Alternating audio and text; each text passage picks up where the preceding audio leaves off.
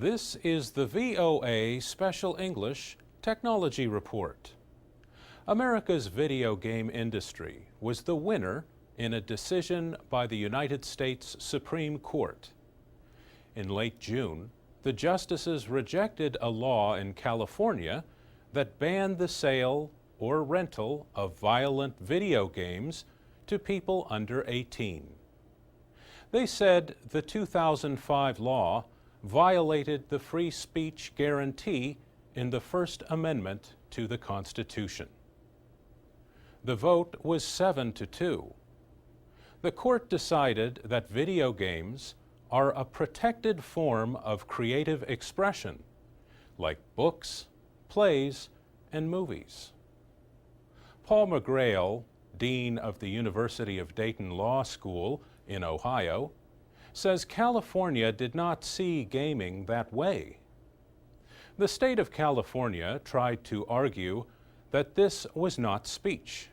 It was more of an activity because children interact and play with the video games, and so it's not traditional speech like a book or like a magazine. California lawmakers argued that violent games are especially harmful to children.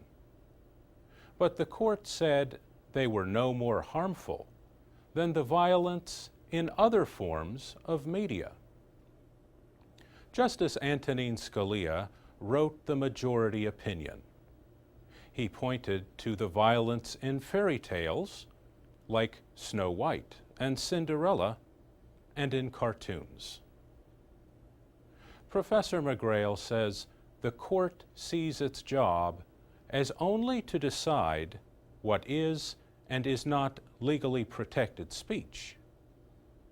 We don't want to get the Supreme Court into making fine distinctions about what is better than others, because that will lead us down a slippery slope. Once you start deciding that, what's to stop the government from saying that, for example, Grimm's fairy tales themselves are too violent, or that particular books should be banned? In fact, from 1915 to 1952, the Supreme Court permitted censorship of movies for fear they could be used for evil. Today, the film and music industries have voluntary rating systems, and so does the video game industry. For example, extremely violent games are rated M for mature. These are meant for ages 17 and older. Only 5% of the more than 1,600 games rated last year were rated M. Still, Abby Holleran, a manager at a GameStop store in Maryland, says M-rated games like Call of Duty, Halo, and Fallout are the most popular games in the store. She says parents have to give their permission for children to buy M-rated games. But the majority of the time, when we tell them what's in it, they don't.